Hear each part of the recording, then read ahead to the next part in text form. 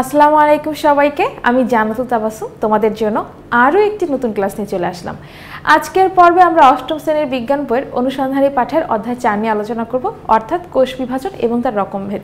তো চলো আজকে আমাদের পড়ায় চলে যাই। আচ্ছা, কোষ বিভাজন এবং তার রকমভেদ এই অধ্যায়ে আমরা কি কি শিখতে পারবো, কোন কোন বিষয় নিয়ে আলোচনা করা হয়েছে সেটা সম্পর্কে আমরা একটা প্রাথমিক ধারণা নিয়ে নিই। প্রথমে যেটা দেওয়া আছে সেটা হচ্ছে গিয়ে কোষ বিভাজন কি এবং তার রকমভেদ, অর্থাৎ কোষ বিভাজন কাকে বলে, এর উদ্দেশ্যই বা কি, এবং এই কোষ বিভাজনের কয় ভাগে ভাগ করা হয়েছে সেটা আমরা জানতে পারবো।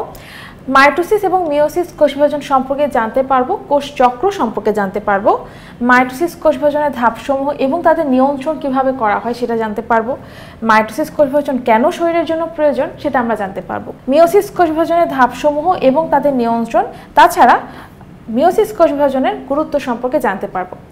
এখন যদি কোনো কারণে এই কোষ বিভাজনগুলো অস্বাভাবিকভাবে ঘটে তাহলে তাদের কি ফলাফল হতে পারে সেই সম্পর্কে আমরা এই অধ্যায় থেকে জানতে পারবো। কোষ বিভাজন এবং ডিএনএর অপরিবর্তনীয় প্রবাহ সম্পর্কে আমরা জানতে পারবো এবং সর্বশেষ বংশগতি নির্ধারণে ডিএনএর ভূমিকা কী সেটা আমরা এখান থেকে জানতে পারবো। তো চলো আজকে আমাদের পড়ায় চলে যাই, দেখে নেই যে কোষ বিভাজন কাকে বলে এবং তার রকমভেদে কোন কোন কোষ বিভাজন রয়েছে।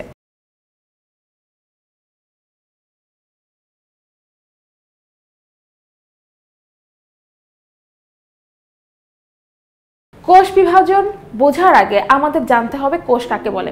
আমরা কিন্তু সকলেই জানি কোষ হচ্ছে জীবদেহের গাঠনিক একক, অর্থাৎ কোষ ছাড়া আমাদের শরীর তৈরি হবে না।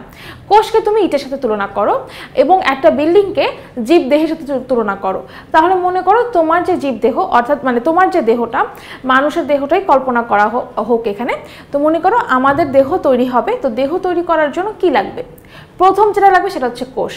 একটা বিল্ডিং তৈরি করতে কি লাগে? একটা বিল্ডিং তৈরি করতে আমি যদি বলি ইট লাগে, তোমরা আমার কথার সাথে অবশ্যই একমত হবে। হ্যাঁ, অনেকে বলবে কেন পানি লাগে, বালু লাগে, সিমেন্ট লাগে। এখন তোমরা একটু চিন্তা করে বলো তো, একটা বিল্ডিং কি কখনোই ইট ছাড়া তৈরি হবে না। ইটগুলোকে ঠিকভাবে গেঁথে দেওয়ার জন্য কিন্তু তখন পানির প্রয়োজন, সিমেন্টের প্রয়োজন, বালুর প্রয়োজন, অর্থাৎ ইটটাকে গেঁথেই কিন্তু একটা ইটের উপর আরেকটা ইট গেঁথে কিন্তু পুরো বিল্ডিং দাঁড়িয়ে যায়। তার মানে ইট ছাড়া আমরা বিল্ডিং কল্পনাই করতে পারবো না। কোনো দালান কোঠা বলো, কোনো প্রতিষ্ঠান বলো, আমরা কখনোই কল্পনা করতে পারবো না। এখন এই যে ইটগুলো সারিবদ্ধভাবে একটার উপর একটা বসিয়ে যে বিল্ডিং তৈরি করা হচ্ছে, ঠিক সেইভাবে মানুষ বা অন্যান্য যে প্রাণী বা অন্যান্য যে উদ্ভিদ রয়েছে তাদের দেহটা গঠন করার জন্য এরকম কোষগুলো একটার আরেকটার সাথে বা একটা আরেকটার উপর এভাবে যুক্ত হয়ে আমাদের পুরো জীবদেহটা গঠন করছে। এই জন্য কোষকে বলা হয় জীবদেহের গাঠনিক একক। শুধুমাত্র গাঠনিক একক না, কোষ কিন্তু জীবদেহের কার্যিক এককও। কার্যিক বলতে কাজ করার একককে বোঝায়। অর্থাৎ তুমি আমাদের যে কোনো একটা অঙ্গ নিয়ে আলোচনা করো, যেমন মনে করো হৃৎপিণ্ড। হৃৎপিণ্ডের কাজ কি? হৃৎপিণ্ডের কাজ হচ্ছে আমাদের শরীরে রক্ত প্রবাহ বা রক্ত সঞ্চালন ঘটানো। তাহলে এই যে রক্ত সঞ্চালন, এই কাজটা যে করছে সেটা কে করছে? হৃৎপিণ্ড। এখন হৃৎপিণ্ডের একটা অঙ্গ, এই অঙ্গটা কখনোই কি কোষ ছাড়া হবে না। তার মানে হৃৎপিণ্ডের যে হৃৎপিণ্ড যে কোষগুলো নিয়ে তৈরি, সেই কোষগুলোর কাজ কি? কোষগুলোর কাজ হচ্ছে আমাদের দেহে রক্ত সঞ্চালন স্বাভাবিক রাখা। অর্থাৎ আমরা বুঝতে পারছি যে কোষ হচ্ছে জীবদেহের গাঠনিক এবং কার্যিক একক, অর্থাৎ কোষ ছাড়া কোনো জীবদেহ কাজ করতে পারবে না, কোষ ছাড়া কোনো জীবদেহ তৈরি হতে পারবে না। ঠিক আছে? আচ্ছা, তাহলে প্রথম লাইনটা আমরা একটু দাগিয়ে নিই। কোষ হলো জীবদেহের গঠনগত একক বা গাঠনিক একক, একই কথা। জীবদেহ ব্যাকটেরিয়া, অ্যামিবা, প্লাজমিডিয়াম এগুলোর মতো এককোষী হতে পারে, আবার মানুষ, বটগাছ, তিমি এগুলোর মতো বহুকোষী হতে পারে। আমরা সবাই কি জানি এককোষী মানে কি, বহুকোষী মানে কি? এককোষী, আমরা তো কোষ পড়েছি, তাহলে এককোষী মানে যার মধ্যে একটা মাত্র কোষ থাকে, একটার বেশি কোষ থাকবে না, সেই জীবকে বলা হয় এককোষী জীব। তাহলে এইখানে যে জীবদেহের নাম করে বলা হয়েছে, যেমন এখানে যে অণুজীবের কথা বলা হচ্ছে, ব্যাকটেরিয়া, অ্যামিবা, প্লাজমিডিয়াম এগুলো হচ্ছে এককোষী, অর্থাৎ এদের মধ্যে একটা মাত্র কোষ আছে। তাছাড়া কিছু জীব আছে যাদের মধ্যে বহু কোষ আছে, অর্থাৎ অনেকগুলো কোষ আছে, একটা কোষ দিয়ে হবে না। এগুলোরও উদাহরণ কিন্তু আমরা জানি, মানুষ, বটগাছ, তিমি, অর্থাৎ যে কোনো জীবদেহ, যে কোনো প্রাণী, যে কোনো উদ্ভিদই এই বহুকোষীর মধ্যে পড়বে। এককোষী জীব ছাড়া অন্য সকল জীবদেহ অসংখ্য কোষ দিয়ে তৈরি হয়। হ্যাঁ, একটু আগে আমরা একটা বলেছি যে এককোষী মানে যার মধ্যে একটা মাত্র কোষ থাকে। তাহলে এককোষী ছাড়া যা বাকি যত জীব আছে তাদের কোষগুলো কি বহুকোষ। তাহলে বহুকোষী জীব কাদেরকে বলছে? যাদের যে সকল মানে জীবদেহ অসংখ্য কোষ দিয়ে তৈরি। অসংখ্য, বহু বলতে অনেক, তো অনেক কোষ দিয়ে তৈরি হচ্ছে, তাদেরকে কিন্তু বহুকোষী জীব বলা হচ্ছে বা বহুকোষ বলা হচ্ছে। প্রতিটা জীব কোষ বিভাজনের মাধ্যমে তাদের বংশবৃদ্ধি এবং কোষের সংখ্যা বৃদ্ধি করে থাকে। আমরা সকলেই জানি আমাদের কোষের কিন্তু সংখ্যা বৃদ্ধি হয় বা বংশ বৃদ্ধি হয়। কিভাবে হয়? কোষ বিভাজনের মাধ্যমে হয়। তো কোষ বিভাজনের মাধ্যমে কিভাবে হবে? একটা কোষ থেকে দুটা কোষ সৃষ্টি হবে, দুটা কোষ থেকে চারটা কোষ সৃষ্টি হবে, চারটা কোষ থেকে আটটা কোষ সৃষ্টি হবে, অর্থাৎ এইভাবে করে কোষের সংখ্যা বৃদ্ধি হবে, কোষের সংখ্যা বাড়বে, কোষের বংশ বৃদ্ধি হবে। তো এগুলো কোষ বিভাজনের মাধ্যমে হয়। এখন তোমাদের মনে প্রশ্ন আসতে পারে যে যদি কোষ বিভাজন না হয় তাহলে কি হতো? খুবই সহজ হিসাব। তুমি একটু চিন্তা করে দেখো, তোমার বয়স যখন 2 বছর, তোমার উচ্চতা কেমন ছিল, আর এখন তোমার বয়স যত বছরই হোক, হয়তো 15 বছর বা 16 বছর বা 17 বছর, এখন তোমার বয়স অনুযায়ী এখন তোমার উচ্চতাটা কিরকম আছে? অর্থাৎ তুমি অনেক লম্বা হয়েছো, তোমার একটু স্বাস্থ্য ভালো হয়েছে, তুমি একটু মোটা হয়েছো। তার মানে কি?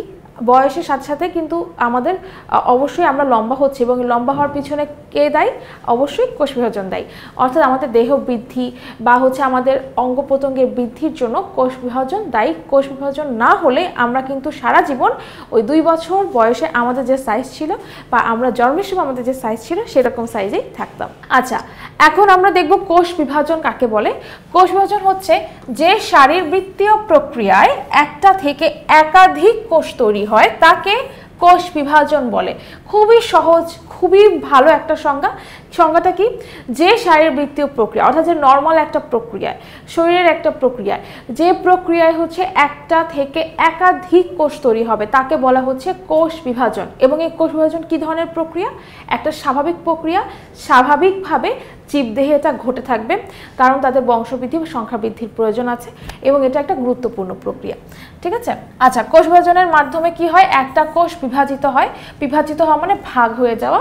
বিভাজিত হয়ে অসংখ্য কোষ তৈরির মাধ্যমে একটা পূর্ণাঙ্গ জীবে পরিণত হয়। একটু আগে আমি বলেছি যে একটা পূর্ণাঙ্গ জীবে পরিণত হওয়ার জন্য কোষ বিভাজন খুবই প্রয়োজন। তাহলে একটা কোষ বিভাজিত হয়ে অসংখ্য কোষ তৈরি হয়। অসংখ্য কোষ তৈরি হওয়ার মাধ্যমে কিন্তু একটা পূর্ণাঙ্গ জীব গঠন হবে। আদি এককোষী জীব সাধারণত যে প্রক্রিয়ায় বিভাজিত হয় তাকে অ্যামাইটোসিস বলা হয়, এবং বহুকোষী জীব যে দুটি প্রক্রিয়ায় বিভাজিত হয় সেগুলো হচ্ছে মাইটোসিস এবং মিওসিস। আচ্ছা, হয়তো তোমাদের একটু কষ্ট হচ্ছে, তবে তোমাদেরকে বলি কোষ বিভাজন প্রক্রিয়াকে সাধারণত হচ্ছে 3 ভাগে ভাগ করা হয়। কয় ভাগে ভাগ করা হয়? 3 ভাগে ভাগ করা হয়। কি কি? তোমাদের আমি লিখে দেখাচ্ছি। কোষ বিভাজন প্রক্রিয়াকে 3 ভাগে ভাগ করা হচ্ছে: অ্যামাইটোসিস প্রক্রিয়া, মাইটোসিস প্রক্রিয়া এবং মিওসিস কোষ বিভাজন প্রক্রিয়া। এখন অ্যামাইটোসিস কোষ বিভাজন প্রক্রিয়া এটা হচ্ছে শুধুমাত্র এককোষী জীবে ঘটে থাকে। আমরা একটু আগে পড়েছি না যে কিছু এককোষী জীবের উদাহরণ ব্যাকটেরিয়া, প্লাজমিডিয়াম, তারপরে হচ্ছে গিয়ে অ্যামিবা। এই এককোষী জীবগুলোতে সাধারণত অ্যামাইটোসিস কোষ বিভাজন প্রক্রিয়া ঘটে থাকে, কিন্তু বাকিগুলো ঘটবে না। ঠিক আছে? আর বহুকোষী জীবে অর্থাৎ উদ্ভিদ, বিভিন্ন প্রাণী, মানুষ, এদের কোষে হচ্ছে মাইটোসিস এবং মিওসিস এই দুটা কোষ বিভাজন প্রক্রিয়া ঘটে থাকবে। ঠিক আছে? তাহলে আমি এখানে লিখে দিই বহুকোষী জীব। বহুকোষী জীবে এই প্রক্রিয়ায় হচ্ছে এই দুটা প্রক্রিয়া কোষ বিভাজন ঘটে থাকবে।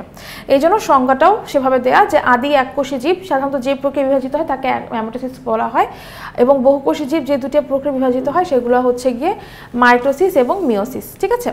এখন আসি হচ্ছে কোষ বিভাজনের গুরুত্ব কি। অবশ্যই কোষ বিভাজনের গুরুত্ব আছে, আমি কিন্তু কিছুটা বলেও ফেলেছি তোমাদেরকে। তো কোষ বিভাজনের গুরুত্ব কি?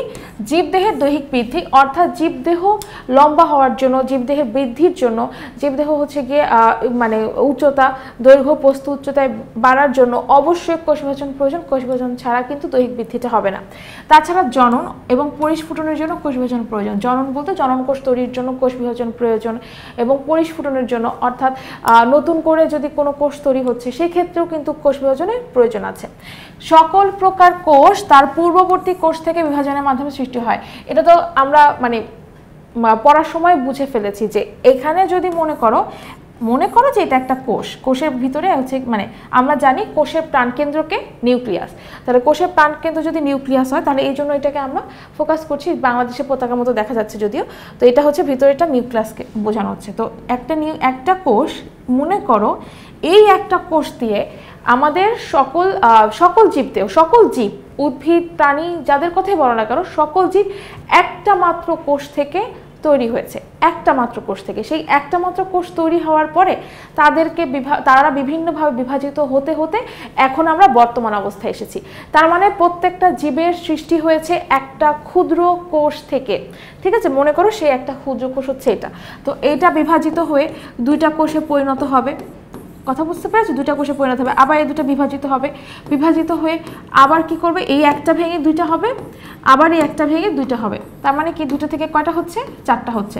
সাইজ কিন্তু সেম টু সেম হবে, যদি এখানে আমার সাইজ একই রকম দেখা যাচ্ছে না, কিন্তু সবগুলো সাধারণত কোষের আকার আকৃতি গঠন একই রকমই হবে। আচ্ছা, তাহলে হচ্ছে সকল প্রকার কোষ, মনে করো এই কোষের কথা যদি আমি বলি, সকল প্রকার কোষ কিন্তু কি হচ্ছে, আগের কোষ থেকে কোষ বিভাজনের মাধ্যমে সৃষ্টি হচ্ছে। ব্যাপারটা হচ্ছে এটা, এখানে সে কথাই বলেছে। এখন যদি মনে করো কোনো কারণে জীবদেহ আঘাতপ্রাপ্ত হয় বা ক্ষতিগ্রস্ত হয়, সেই ক্ষেত্রে ক্ষত সারানোর জন্য কি হবে, কোষ বিভাজন দরকার।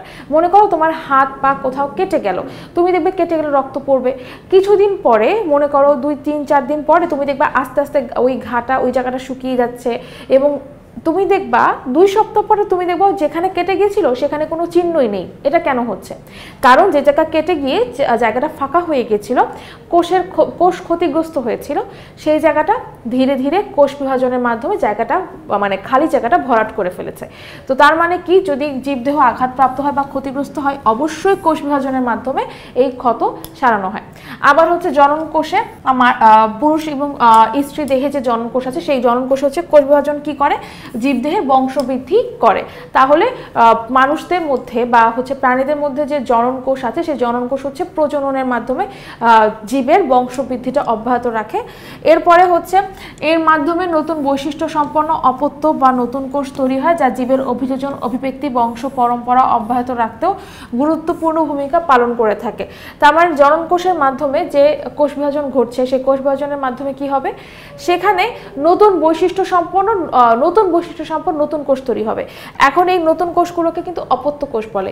এই যে যেমন এখানে প্রথম যে কোষটা ছিল, এটা এই প্রথম কোষটা যেটা ভেঙে কোষ বিভাজন হচ্ছে, সেটাকে আমরা মাতৃকোষ বলি সাধারণত, সেটাকে আমরা হচ্ছে মাতৃকোষ বলি। মাতৃকোষ যখন বিভাজিত হয়, বিভাজিত হয়ে যে নতুন কোষ তৈরি হয়, তাদেরকে আমরা হচ্ছে অপত্য কোষ বলে থাকি, ঠিক আছে? তাদেরকে আমরা অপত্য কোষ বলে থাকি।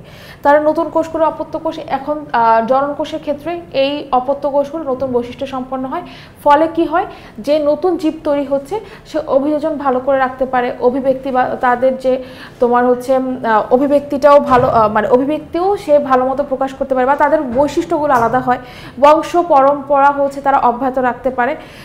এখন অভিযোজন কি, অভিযোজন হচ্ছে নতুন পরিবেশে খাপ খাইয়ে নেওয়ার ক্ষমতা। তার মানে নতুন যে জীব তৈরি হবে তারা হচ্ছে কি নতুন পরিবেশে খুব সুন্দর করে খাপ খাইয়ে নিতে পারবে। বংশ পরম্পরা মানে জেনারেশন হচ্ছে গিয়ে তোমার মানে বংশটাকে টিকিয়ে রাখতে পারবে। তার মানে আমরা বুঝতে পারছি কোষ বিভাজনের গুরুত্ব কি। কোষ বিভাজন ছাড়া জীবদেহ ভালো থাকবে না, জীবদেহ হচ্ছে গিয়ে তোমার জীবদেহ কাজ করতে পারবে না। সোজা কথা হচ্ছে জীব হচ্ছে ধ্বংস হয়ে যাবে। তো কোষ বিভাজনের গুরুত্ব আমরা বুঝতে পেরেছি, প্রত্যেকটা লাইনে আমি বুঝিয়ে দিয়েছি, আশা করি কারো কোনো সমস্যা নেই। এখন আমরা যেটা দেখব সেটা হচ্ছে কোষের গঠন সম্পর্কে জানবো, যে কোষ কিভাবে তৈরি হচ্ছে। কোষের আসলে আমরা সকলে জানি কোষের মধ্যে কি কি অংশ রয়েছে। আমি যদি উদ্ভিদ কোষ আর প্রাণী কোষের কথা বলি, তাহলে কিছু বৈশিষ্ট্য ছাড়া বাকি সকল মানে বৈশিষ্ট্য হচ্ছে সেম থাকে। অর্থাৎ কিছু অঙ্গাণু আছে যেটা হচ্ছে উদ্ভিদ কোষে আছে, প্রাণী কোষে নেই, কিছু অঙ্গাণু আছে প্রাণী কোষে আছে, উদ্ভিদ কোষে নেই, কিন্তু বেশিরভাগ অঙ্গাণুই উদ্ভিদ কোষ এবং প্রাণী কোষে দুটোর ক্ষেত্রেই রয়েছে। তো কোষের ক্ষেত্রে যেগুলো আমরা দেখি যে কোষ ঝিল্লি থাকে, তারপরে হচ্ছে তার ভিতরে সাইটোপ্লাজম থাকে, নিউক্লিয়াস থাকে, মাইটোকন্ড্রিয়া রয়েছে, গোলজি বডি রয়েছে, আন্তঃপ্লাজমিক জালিকা রয়েছে। তো এগুলোর মধ্যে আমাদের গুরুত্বপূর্ণ যে দুটো অংশ, কোষের যে দুটো গুরুত্বপূর্ণ অংশ, সেটা সম্পর্কে আমরা জানবো। সেটা কি? সেটা হচ্ছে গিয়ে কোষের ক্ষেত্রে কোষের বাইরে একটা আবরণ থাকে, যে আবরণটাকে আমরা বলি কোষ ঝিল্লি। তো কোষ ঝিল্লির ভেতরে আমরা জানি কি থাকবে, প্রোটোপ্লাজম থাকবে। এবং আমরা সকলেই পড়ে আসছি প্রোটোপ্লাজমকে দুই ভাগে ভাগ করা হয়, একটাকে বলা হয় সাইটোপ্লাজম এবং একটাকে বলা হয় সাইটোপ্লাজম এবং আরেকটাকে হচ্ছে কি নিউক্লিয়াস বলা হয়। নিউক্লিয়াস ছাড়া বাকি যে প্রোটোপ্লাজমের বাকি যে অংশ থাকে সেটাকে সাধারণত বলা হয় সাইটোপ্লাজম। তো সাইটোপ্লাজমের মধ্যে বিভিন্ন অঙ্গাণু থাকে, আর নিউক্লিয়াস তো কোষের প্রাণকেন্দ্র বা কোষের বস। তো এই ক্ষেত্রে আমরা সকলে জানি যে যদি আমরা কোষকে মাইক্রোস্কোপের নিচে দেখি তাহলে দেখা যাবে কি কোষের মধ্যে, কোষের কেন্দ্রে একটা ঘন একটা অঙ্গাণু রয়েছে, ঘন কেন্দ্রিক মানে ঘন অস্বচ্ছ একটা অঙ্গাণু থাকে। এইটাকে বলা হয় হচ্ছে নিউক্লিয়াস। এবং নিউক্লিয়াসের বাইরে যে কোষঝিল্লি দিয়ে আবৃত যে অংশ থাকে, মানে তোমার অর্ধতরল মানে থকথকে জেলির মতো যে অংশ থাকে সেটাকে বলা হয় হচ্ছে সাইটোপ্লাজম। এখন নিউক্লিয়াস কি দিয়ে আবৃত থাকে? নিউক্লিয়াসের যদি আমরা ছবি দেখি তাহলে নিউক্লিয়াসের ছবিটা যদি আমরা দেখি তাহলে বুঝতে পারবো নিউক্লিয়াসের বাইরে হচ্ছে নিউক্লিয়ার ঝিল্লি দিয়ে আবৃত থাকে। নিউক্লিয়াসের বাইরে কি দিয়ে আবৃত থাকে? নিউক্লিয়ার ঝিল্লি, অর্থাৎ নিউক্লিয়াসের বাইরে একটা পর্দা থাকবে যেটাকে বলা হচ্ছে নিউক্লিয়ার ঝিল্লি। এবং নিউক্লিয়াসের ভিতরে কে থাকে? নিউক্লিয়াসের ভেতরে থাকে হচ্ছে এই যে আমরা যেটা দেখতে পাচ্ছি নিউক্লিয়াসের ভিতরে থাকবে, এই যে আমরা যদি এটা খেয়াল করি তাহলে নিউক্লিয়াসের ভিতরে ক্রোমাটিন তন্তু থাকে। কি থাকে? ক্রোমাটিন তন্তু থাকে। এই ক্রোমাটিন তন্তুগুলো দেখতে অনেকটা এরকম সুতার মতো হবে, খুবই চিকন চিকন সুতা। আমরা ছবিটার ব্যাখ্যায় আসছি, তবে তার আগে আমরা একটু বুঝে নিই যে ক্রোমাটিন তন্তু কি, ক্রোমোজোম কি। এখন এই যে ক্রোমাটিন তন্তুর কথা বলছি, ক্রোমাটিন তন্তু কিন্তু পরবর্তীতে কি হয়, ক্রোমাটিন তন্তু তো সুতার মতো থাকে, মানে একটা হচ্ছে জালিকার মতো থাকে আর কি। তো ক্রোমাটিন তন্তু যেটা থাকছে সেটা হচ্ছে তোমার কি মানে যদি কোষ বিভাজন ঘটায় তাহলে কোষ বিভাজন ঘটালে সেই ক্রোমাটিন তন্তুগুলো ক্রোমোজোম আকারে গঠন মানে অবস্থান নেয়। ক্রোমোজোম হচ্ছে ক্রোমাটিনের পরের অবস্থা। তো এখন ক্রোমোজোমগুলো দেখতে একটু স্ফীত হয়, মানে একটু মোটা হয়। এবং এখানে দেখতে পাচ্ছ তাদের কিন্তু বাহু আছে। কয়টা বাহু আছে? এই যে 2 জোড়া বাহু আছে, 1 2 3 4, অর্থাৎ 4টা করে, মানে 4টা বাহু আর কি। তো এখানে আমরা যে ক্রোমোজোম দেখতে পাচ্ছি, ক্রোমোজোম দেখতে অনেকটা এরকম হবে।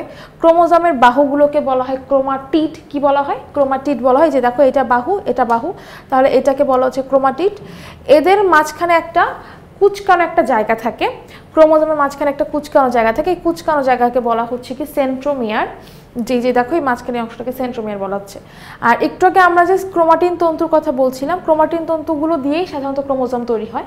তো এই ক্রোমাটিন তন্তু যদি এটাকে আমরা আরেকটু বিস্তারিতভাবে দেখি, মানে আরও জুম করে যদি দেখি, তাহলে দেখা যাবে কি এরকম কিছু সুতার মতো পেঁচানো আমরা দেখতে পাচ্ছি। দেখছো সুতার মতো পেঁচানো, এটাকে ক্রোমাটিন তন্তু বলে। এখন এটাকে যদি আরও আমরা জুম করে দেখি তাহলে কি হবে? আরও জুম করে দেখলে দেখা যাবে মাঝখানে একটু বলের মতো অংশ থাকবে। এই যে পিঙ্ক কালার বলের মতো যে অংশগুলো থাকে এইটাকে বলা হয় হচ্ছে হিস্টোন প্রোটিন। কি বলা হয়? হিস্টোন নামের প্রোটিন। অর্থাৎ এই ক্রোমাটিন জালিকাগুলো আমরা যদি আর একটু বড় করে দেখি, দেখো এখানে কি সুন্দর সুতা দেখা যাচ্ছে, দেখতে পাচ্ছ? এখানে কিন্তু সুতা দেখা যাচ্ছে, যে সুতার মধ্যে আবার বল আছে। এই বলগুলোকে আমি আর একটু জুম করলাম, জুম করলে কিরকম দেখা যাচ্ছে? ছোট ছোট আরো কিছু বল দেখা যাচ্ছে। এই ছোট ছোট বলগুলোকে বলা হচ্ছে হিস্টোন প্রোটিন। অর্থাৎ ক্রোমাটিন জালিকাগুলো হিস্টোন প্রোটিন দিয়ে আটকানো থাকে এবং আটকে হচ্ছে দীর্ঘ সুতার মতো, দীর্ঘ জালিকার মতো একটা গঠন তৈরি করে। দেখো কত লম্বাই জালিকাটা, এখন এইখানে যে সুতাটা আসছে সেই সুতাটা আরো জুম করলে আমরা কি দেখতে পাবো? সুতাটা আরো জুম করলে এরকম পেঁচানো দ্বিসূত্রক আমরা যেটা দেখতে পাচ্ছি সেটাকে বলা হয় ডিএনএ। তার মানে এই যে ডিএনএ গুলো হিস্টোন প্রোটিন দিয়ে আসলে ক্রোমাটিন জালিকায় আটকানো থাকে, যেটা হচ্ছে ক্রোমোজোমের অংশ, অর্থাৎ ক্রোমোজোমের মধ্যে থাকবে। অর্থাৎ আমি বলতে পারি ডিএনএ কই থাকে? সোজা কথায় ক্রোমোজোমে থাকে, অর্থাৎ ক্রোমাটিন তন্তুতে থাকে। তার মানে নিউক্লিয়াসে এই ডিএনএ রয়েছে। এই জন্য নিউক্লিয়াসকে বলা হয় কোষের প্রাণকেন্দ্র।